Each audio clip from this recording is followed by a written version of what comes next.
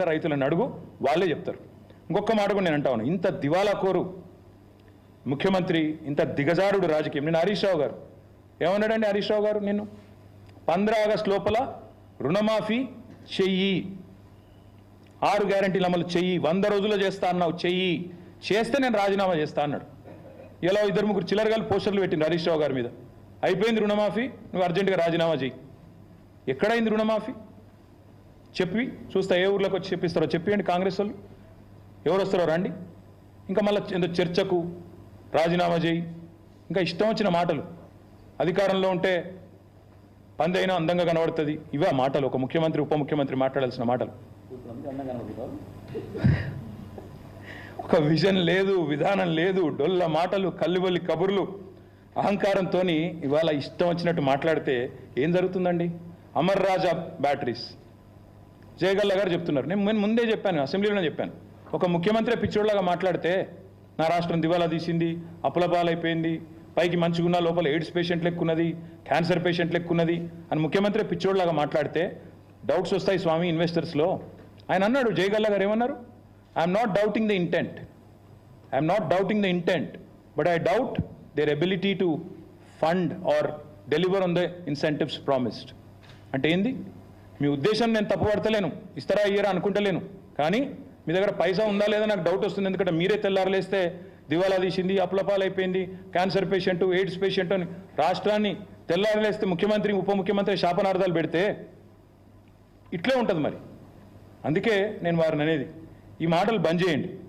ఈ పెడదాం అనుకున్న వీడియోలు కానీ మళ్ళీ మీకు కూడా బోర్ కొడుతుందని పెట్టలేదు, కానీ నిజంగా నాకు ఆయన మానసిక సంతులనం మీద డౌట్ ఉంది. ఎట్లా తయారైందంటే సచివాలయం కింద నిజాం నిధులు ఉన్నాయంటాడు. కేసీఆర్ గారు ప్రగతి భవన్ నుంచి సొరంగం తవ్వుకపోయింది అంటాడు. ఆడపోయినాక లంకె బిందెలు ఏది ఉన్నాయేమో వచ్చినా లేవంటాడు. తర్వాత ఇప్పుడు సడన్గా దిల్సుఖ్ నగర్లో విమానాలు దొరుకుతున్నాయి అంటాడు. బాక్రానంగల్ ప్రాజెక్ట్ తెలంగాణలో ఉందంటాడు. దావోస్కి పోతేనేమో IT is a nuclear chain reaction అంటాడు. మాకు నిజంగా డౌట్ వస్తున్నది. ఇంకా విచిత్రం, పోనీ ఇదేమో తెలియక మాట్లాడండి అనుకోవచ్చు. ఇంకోవైపు అహంకారం. గ్రూప్ అభ్యర్థులు పరీక్షలు వాయిదా వేయండి, పోస్టులు పెంచండి అంటే వాళ్ళని సన్నాసులు అంటాడు. కోచింగ్ సెంటర్లు 100 కోట్ల రూపాయలు వాటి కోసం దండలాడుతున్నట్టాడు. గౌడన్నలను చెట్టెక్కిస్తాడు, కాటమయ రక్షా కవచం మీద పెట్టి చెట్లెక్కించి మీ కళ్ళ నీళ్ళని కలుపుతారని అడుగుతాడు. ఎవడన్నా ముఖ్యమంత్రి చేస్తారండి అట్లా?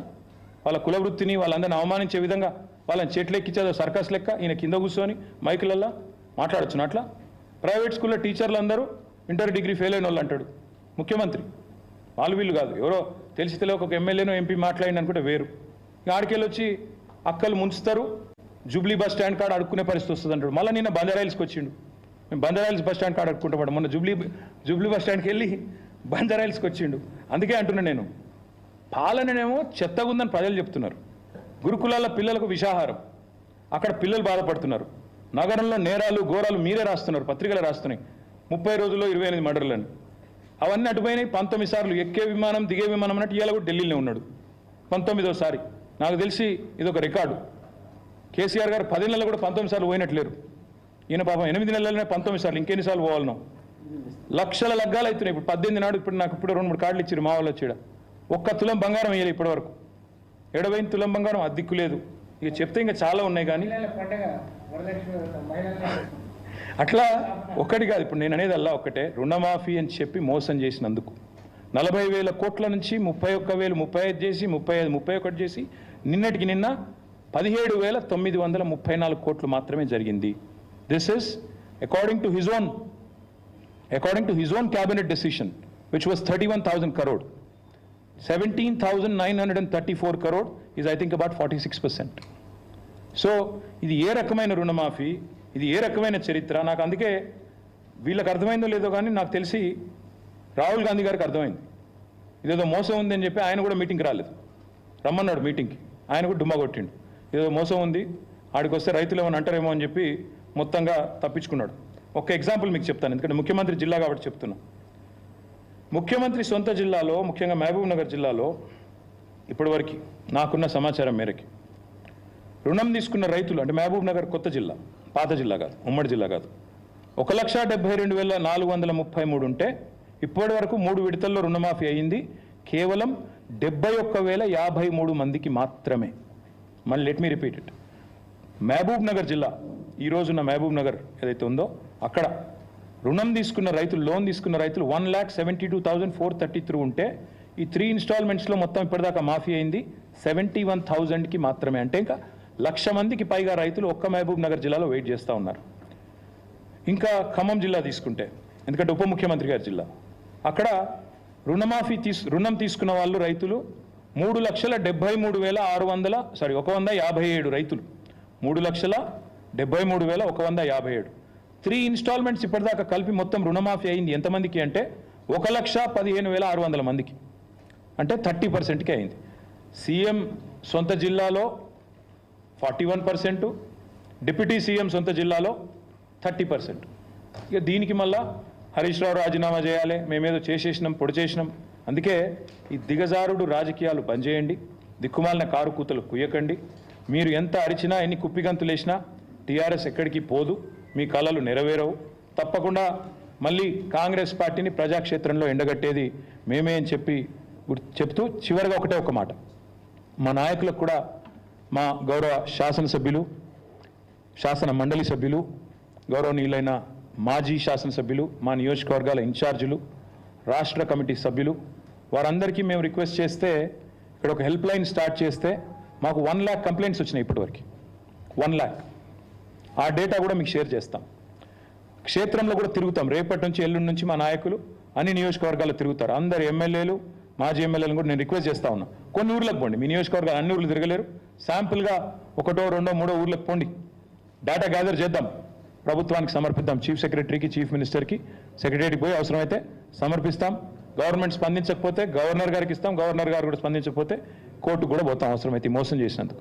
కాబట్టి రేపటి నుంచి కార్యాచరణ ప్రారంభిస్తాము. మా నాయకులు కూడా ఫీల్డ్ తిరగడం మొదలు పెడతారు. ఎక్కడెక్కడ రైతులకు కష్టాలున్నా దయచేసి ప్రధాన ప్రతిపక్షంగా బీఆర్ఎస్ పార్టీ మీకోసం కొట్లాడుతూ ఉంది. మీరు ముందుకు రండి, మాకు సమాచారం ఇవ్వండి, ప్రభుత్వ దృష్టికి తీసుకొస్తామని చెప్పి తెలియజేస్తూ మీ అందరికీ ధన్యవాదాలు. Thank you.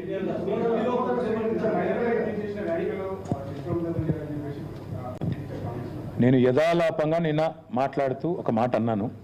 నేను దానికి ఆల్రెడీ మా సోదరీమణులందరికీ నేను క్షమించమని కూడా అడిగినాను.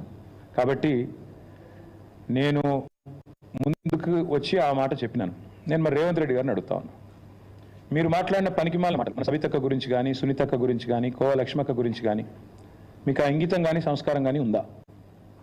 నేను నిన్న యథాలాపంగా నోరు జారాను, మాట్లాడాను. ఎస్, ఐ అగ్రీ అన్నాను. హుందాగా మా చెల్లెల్ని, మా అక్కల్ని మాట ఏదైతే మాట్లాడాను దానికి క్షమాపణ అడిగాను. నీకు ఆ సంస్కారం ఉందా? ఉంటే చెప్పు.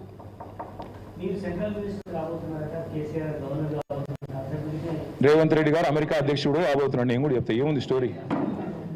దీన్ని అంటే చెప్తున్నా, రేవంత్ రెడ్డి గారు తొందరలో అమెరికా అధ్యక్షుడు కాబోతున్నాడు. మొన్న ఆయన ఎవరో చెప్పింది కదా అక్కడ ఏదో మీటింగ్లో, KGF లో వెళ్ళాను, మనోడు ఎవడో అవుతాడు అమెరికా అధ్యక్షుడు అని. ఈయన అవుతాడేమో మరి. ట్రంప్ గారు సరిపోతలేరంటే ఈయన పిలుస్తున్నారంట. ఎన్నిసార్లు చెప్పాలి మరి అదే మాట? సెప్టెంబర్లో మా పార్టీ యొక్క సీనియర్ నాయకుల బృందం ఒకటి, మేము కొన్ని ప్రాంతీయ పార్టీలు ఏవైతే సుదీర్ఘకాలంగా బ్రహ్మాండంగా ప్రజాక్షేత్రంలో పనిచేస్తున్నాయో, DMK కావచ్చు, ఇంకా ఇతర ప్రాంతీయ పార్టీలు కావచ్చు, వాటిని అధ్యయనం చేయడానికి నేను కూడా వెళ్తాను. నాతో పాటు సీనియర్ నాయకుల బృందం, మాజీ మంత్రులు, పెద్దలు, శాసనసభ్యులు, సీనియర్ పార్టీ నాయకులు అందరం కలిసి కొన్ని రాష్ట్రాలకు పోదాం అనుకుంటున్నాం. ముఖ్యంగా ప్రాంతీయ పార్టీలు, DMK కావచ్చు, BJD కావచ్చు, TMC కావచ్చు, ఇతరత్ర వాటిని అధ్యయనం చేయడానికి పోవాలనుకుంటున్నాము. సెప్టెంబర్లో ఆ పని చేస్తాము. చేసి వచ్చిన తర్వాత, ఎందుకంటే ఒక్కొక్క చోట ఒక్కొక్క స్ట్రక్చర్ ఉంది. ఇప్పటిదాకా ఒక ఎక్స్ఎమ్మెల్యే DMK శేఖర్ గారని వచ్చారు ఇందాక, ఆయన చెప్తా ఉండే వివరంగా ఎట్లా DMK పార్టీ స్ట్రక్చర్ ఉంది, ఎట్లా ఇన్స్టిట్యూషనలైజ్ అయిందని చెప్తా ఉండే. మా పార్టీకి కూడా 24 ఏళ్ళు నిండినాయి. భవిష్యత్తు ఇంకెట్లుండాలి, ఎంత సుదృఢంగా నిర్మించాలి, దీని విషయంలో తప్పకుండా ఇప్పుడు, ఎందుకంటే మొదటిసారి ప్రతిపక్ష పాత్ర, ఇదివరకు ఉద్యమ పార్టీగా ఉన్నాం, తర్వాత అధికార పార్టీ మొదటిసారి ప్రతిపక్ష పాత్ర పోషిస్తున్నాం. కాబట్టి we also have to adapt, learn, unlearn, make a fresh beginning. తప్పకుండా అందుకే ఇతర రాష్ట్రాల్లో పరిస్థితులు, అక్కడ ఉండే పార్టీలు, వాటి యొక్క అనుభవాలు అన్ని అధ్యయనం చేసిన తర్వాత will come out with new committees, new membership, all things that we need to do. అంటే ఇప్పుడు ఉన్న కమిటీలు ఉన్నాయి, కొత్త కమిటీలు ఏవైతే వేసుకోవాలో, ఎక్కడెక్కడైనా గ్యాప్స్ ఉంటే పూడ్చుకోవడం, అవన్నీ కూడా సెప్టెంబర్ తర్వాత చేస్తాం. ఓకేనా?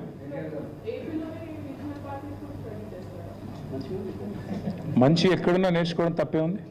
డెఫినెట్గా Telugu Desam party and YSRCP party రెండు కూడా రీజనల్ స్ట్రాంగ్ పార్టీసు. వాటిలో కూడా I'm sure there are lot of things that we can pick up from. So Telugu Desam has been around 40 years నుంచి ఉంది తెలుగుదేశం. తర్వాత మన YSRCP కూడా I think it's about 15-year-old now. So I'm sure there are things that we can learn from them as well. We may not go to AP, but we can learn from them because they are all here anyway. So we can obviously learn from them.